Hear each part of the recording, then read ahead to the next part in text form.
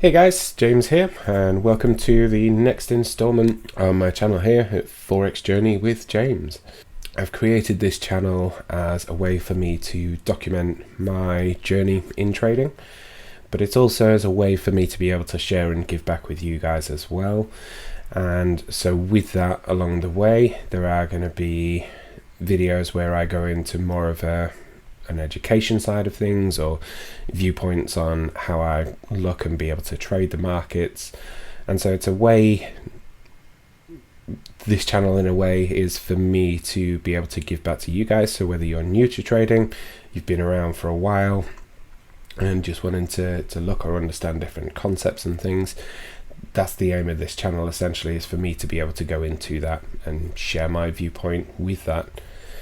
So in today's video, I'm going to break down quite a big topic of multi-time frame analysis and how that can really actually help you with your trading by adding in additional time frames to gather data essentially, and how to be able to trade that effectively. So I do hope you all enjoy. If you haven't already, please do give me a like, subscribe to follow along with the journey, but also to get updates on when the next videos drop. Really appreciate your time and support to the channel, and I look forward to bringing you the content, the education and everything in the future. So really hope you enjoy the video today. I think it is a really good, solid explanation, and if you have any questions or comments, feel free to let me know. But as I say, please do like and subscribe, and let's get into it. Make sure that you do stick around to the end, as I do go into an update on the week that we've just had as well. So I'll show you the trades that I've taken and also where we're at in terms of profit and loss on the account. So do make sure you stick around to the end to see that. Thanks all for your time. Let's get into it. Okay, so multi-time frame analysis. This is something we really need to understand in order to capitalize on what the market can offer, to know when to potentially look at having shorter targets in mind, and when we feel confident to be able to hold a position to longer targets. So this here is going to be an explanation of multi-time frame analysis, how to understand it in a very simple manner, and how we can then capitalize on it. So essentially what we have in any time frame, when you load up a chart, you will see on any time frame that you load up, you're going to see price expand upwards. You're going to see a pullback of some description. Price is going to continue to push higher. We'll see a further pullback, and price will continue to push higher. And this would be denoted as an uptrend, as we're forming higher highs along the way, and we also have higher lows. So when we're looking at a change in the trend on a singular time frame, what we will see is that price will continue in this upwards trend until we break this low here. This would essentially be a shift in sentiment or a change in character. It's given us that first initial intention that the trend may be changing. We see price give us a pullback, and we push and create a lower low essentially. So price has given us here, we've given a higher high, a higher low, we've got a higher high, but then we've got a lower low. Price pulls back, and when it breaks this low, it confirms this high, and this high is lower than this high here. So this would confirm the trend change, and what we can expect from there is for price to pull back and continue on, and so on and so forth. The dance repeats. What we can find is when we look at a lower time frame from a higher time frame, is that what we would see if we were to look at this price action, let's say that this price action was showing on the 15-minute time frame. So what we would be able to see from a higher time frame is that we could see that price, let's say, came from above, we would then see this sort of a price action. So what's happened here on the price, on the higher time frame, we can see that price was expanding down, price has then pulled back, and price has then expanded down, breaking the original low that was created here. So in essence, you would have, price came from here, for example, you would have a low that was created here, price then pulls up, pushes down, breaking this low, thus cementing this as our new lower high. Let's actually move that lower so it does actually look right. You have a lower high and price then expands. So essentially what we were looking to do is we would be trading on this higher time frame. We're using this higher time frame for our direction, but we're looking to utilize the lower time frame to get an early signal to be able to get in as high as possible on this expansion leg down, to have the confidence to be able to ride it up. When price moves away and it starts pulling back against you, a lot of people can get fearful that they may get taken out, but we know with full confidence, being the fact that we're trading it on a higher time frame, that price is likely to go beyond here, and we can hold that confidently. But it also gives us a unique way to be able to trade on these pullbacks as well. So this, in essence, in terms of direction, where on the lower time frame we can see that higher highs are being created, and on the lower time frame it's given us a buy signal. We understand that on the lower time frame we are still in a selling position overall, as we're expecting the trend to continue down. So we're utilizing the 4 hour in this instance as our directional bias for trading, and then we understand that if the higher time frame is showing us as a sell, that any buys that we are taking are counter trend. The way that we would look at this is we would have certain areas of interest that we would be looking at along this expansion leg down where price could reverse from. So when we get an entry along the way up, depending on where we are within this, any buys that we're looking at are going to be counter trend with a short-term target in mind. So whether it be just to the most recent sort of break of structure and expansion up, or whether we are looking at holding to the higher time frame kind of point of interest essentially along this way, we can look at taking multiple positions, riding that up until we reach this area. This would just be a key area where we'd be expecting price could reverse from. Now price doesn't always have to reach up there, and these ones, the further up you get, the more risky it can be, so you may only want to look at targeting the most recent high of that before we then get the push off. But if you can get an entry down here, it's worthwhile holding a position like this up to the area of interest where we're expecting price to turn.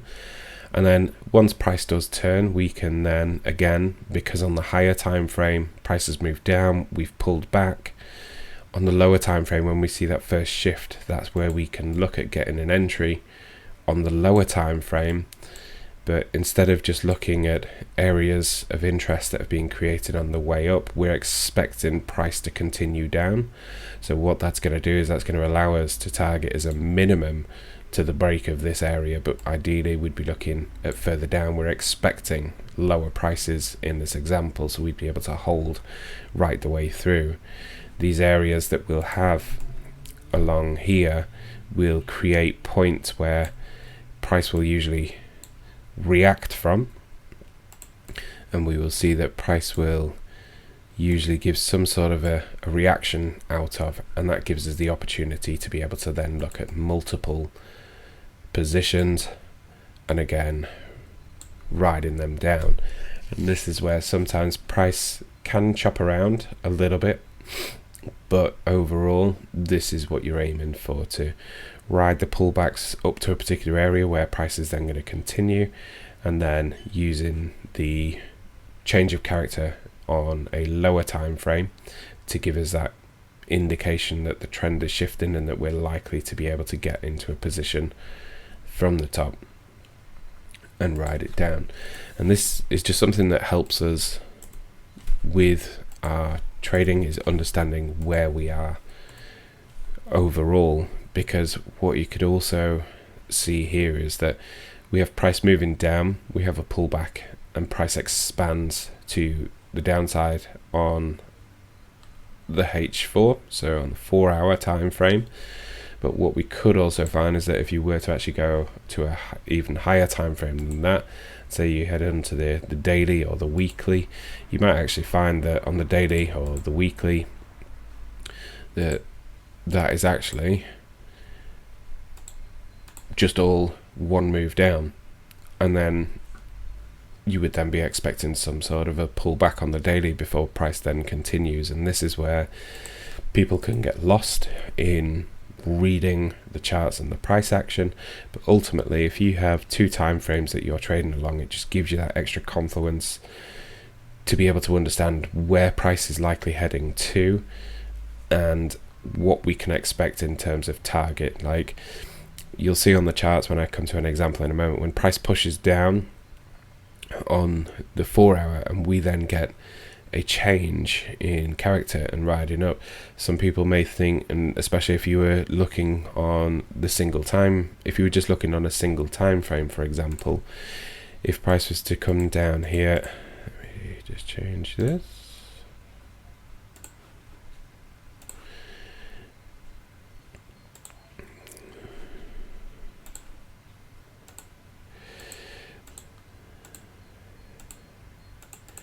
So if price was to come down here on the singular time frame and you're looking for an entry here, you may be looking for price to target, carrying on and reaching, all-time highs, or, going from here and just targeting as high as possible, when realistically price could reach a certain area and then just turn around on you, and then you end up, running a good percentage profit to then see it then come and wipe you out, when really there were signs telling you that there's an area where you could have actually got out of. So if we look at this area, for example, here, you might be thinking, oh well, price is obviously clearly trending higher, we must be going off to put in new highs, and you hold through, when realistically we know this is just the pullback phase before price continues to push down.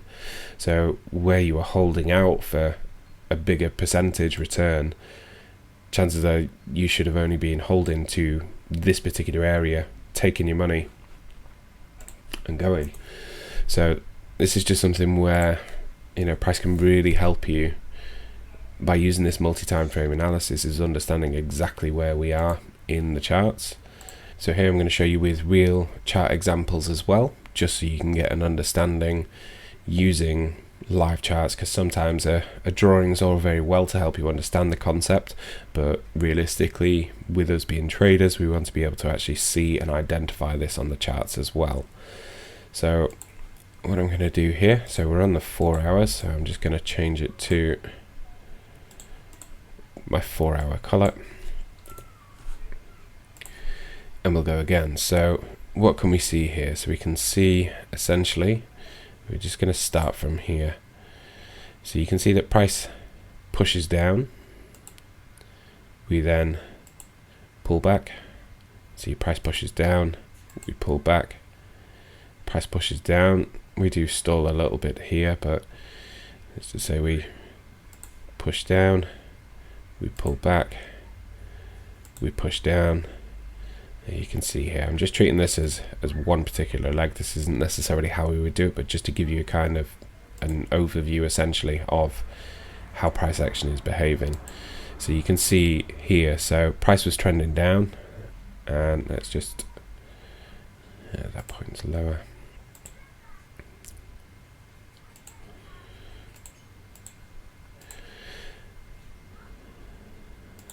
So you can see here, if we mark out the lows. You can see we've had a lower low. So price has pushed down, creating a lower low. We've then had a lower high, which was confirmed when price broke this low here. And you can see we then break this low, confirming this as a lower high. We break this low, confirming this as a lower high. We then break the high, so we do confirm that as a lower low, but we break the high, indicating a potential changing of the trend. It doesn't have to do that, it can fail. This can just be a sweep to take some money and continue on the trend down, but we can see price has created a higher high. It's given us that change of intent, the change of character, if you will. We've then put in a lower low and confirm a higher low, which was confirmed when we broke higher here, and we've created a higher high. So at this point here, we've confirmed that the trend has now changed, and as you can see, we've then put in a higher low. Price has continued on the trend upwards, and again we've got a higher high, a higher low, and this just repeats itself over and over. Sometimes, yeah, you might get a bit of sideways price action, but on the whole, you can see we're getting lower lows until we change, and then we're getting higher highs.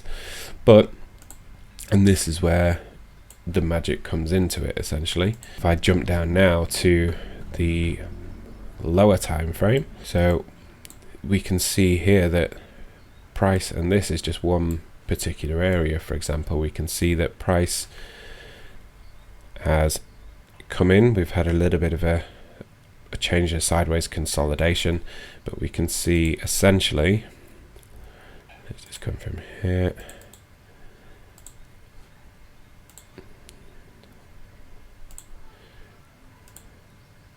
So green is my M15 color. So you can see prices come down pretty heavily.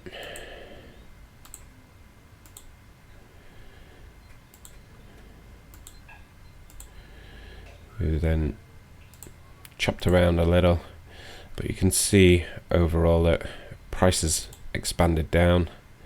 We've pulled back up, we've pushed down, we've pulled back up, we've pulled down, we've started to shift a little here, but we've broken this high.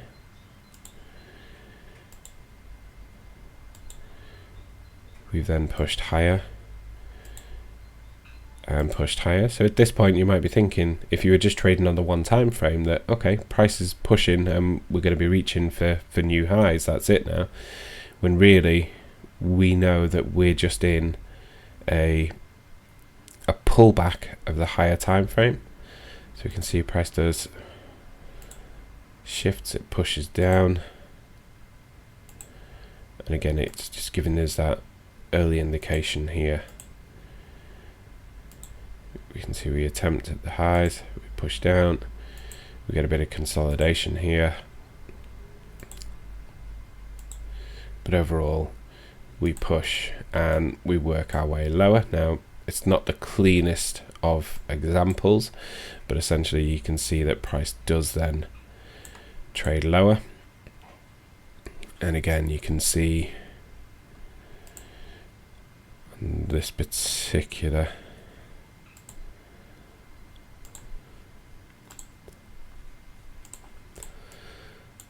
on this particular section here, you can see price has created a lower low, we've pushed higher,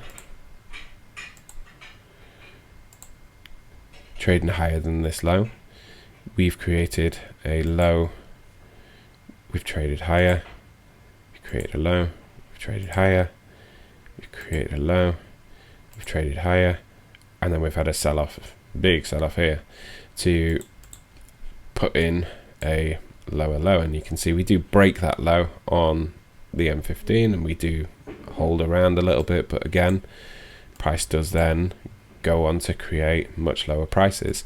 This is what we're expecting. So this expansion down is what we're looking to get involved in, to get into the real big trades. But essentially, when it comes to the higher time frame and areas to trade and target, so just looking at here, for example, you would expect that when we get the pullback on the higher time frame, that we are coming up to this particular area, and you could narrow it down. We'll come into the areas of interest more in a later video, but this essentially would be an area that you would target for any trades that you were taking down here. You would essentially be looking at holding and targeting to this area. So let me just see if I can quickly find a trade. So you could argue that was a potential position. We'll come into entries as such, but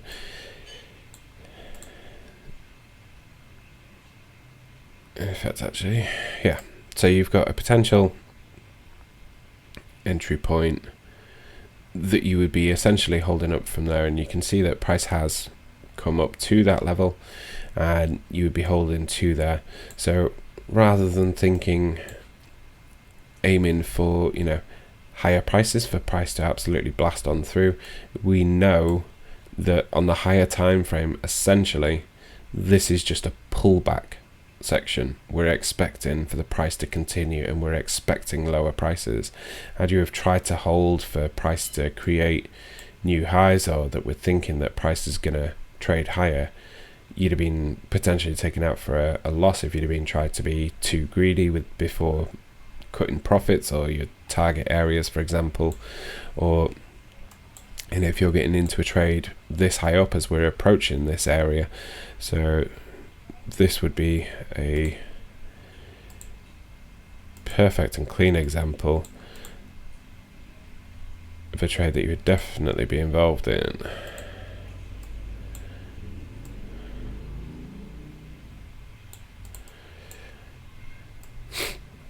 And again, you might be holding for it to break this and realize that you'd be in around 7% of profit, for example, for this trade, and then watch how quickly that it goes from 7% all the way back to break even. It pulls in a little bit more profit and then smashes through, takes you out for a loss. Why does that happen? Well, because it's reached an area that we would expect price to be reversing, or potentially reversing from.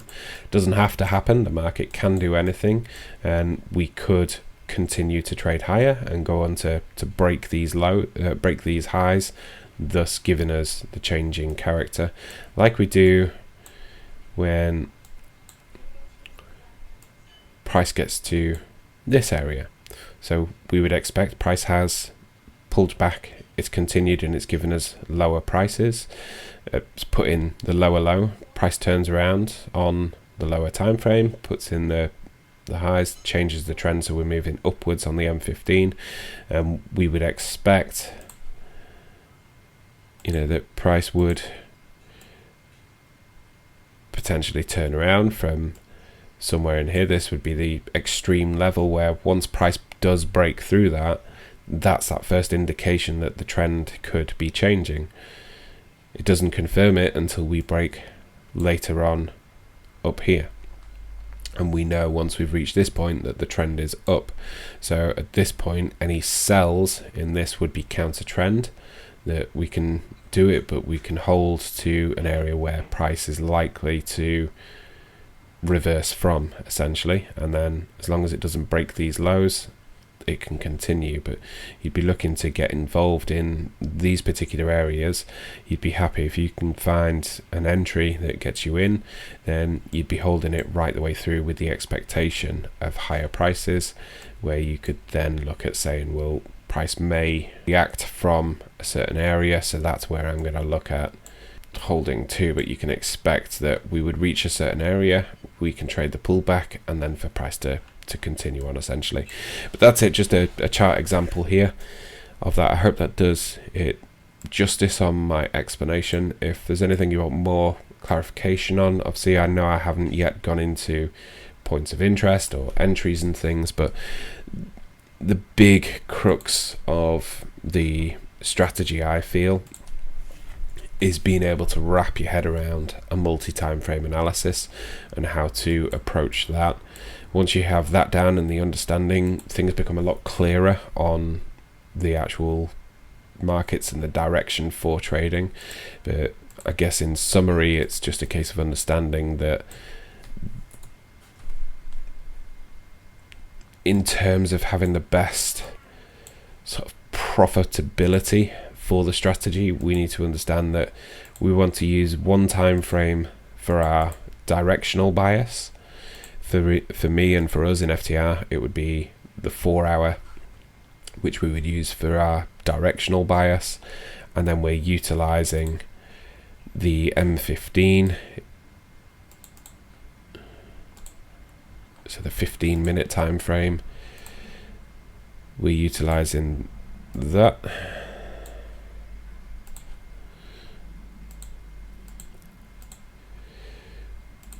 To give us that early signal to handle the counter trend trades, and as well the opportunity to get involved on a smaller time frame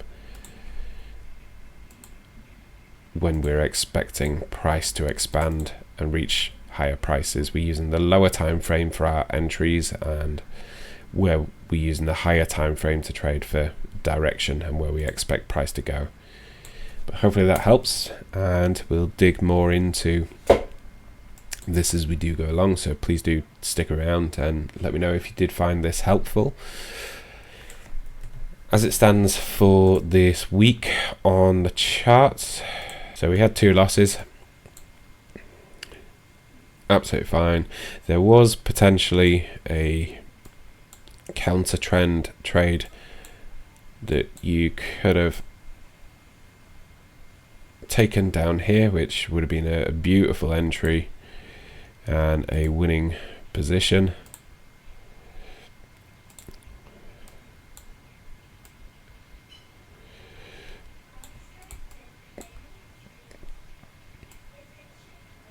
You'd have held it potentially to there.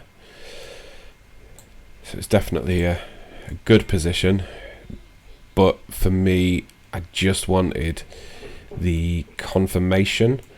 So we did get the initial changing character, but when it came to the confirmation from that point, price just left the station and didn't really leave much in the way of entry points that I was happy to take, so I didn't bother with the counter trend. Obviously price came into this area, didn't really give us any reversal signals for price to continue on the trend.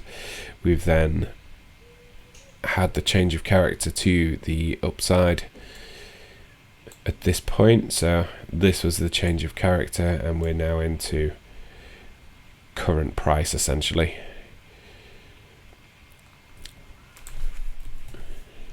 Alright, so we've now had an initial change in character, and we're just now waiting to see if this fails and we head lower, or if indeed we are going to break through the high and confirm that trend change. So we'd be waiting for this to break to confirm that we've had the trend change.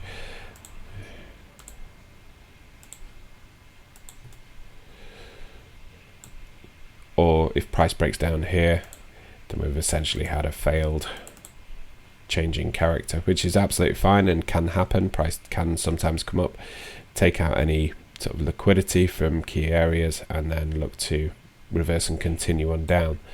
So we'll wait to see what happens next week. Start of the month, early on in the month, so we're not concerned about 2%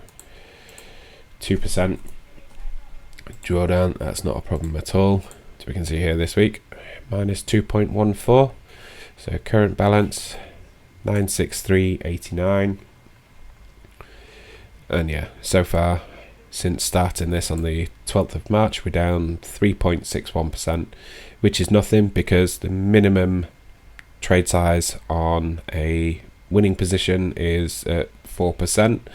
So one trade will bring that all back up to break even, and usually more as well. So next winning trade should put that all back into profit, which I'm sure will be just around the corner. But yeah, that's it for this portion.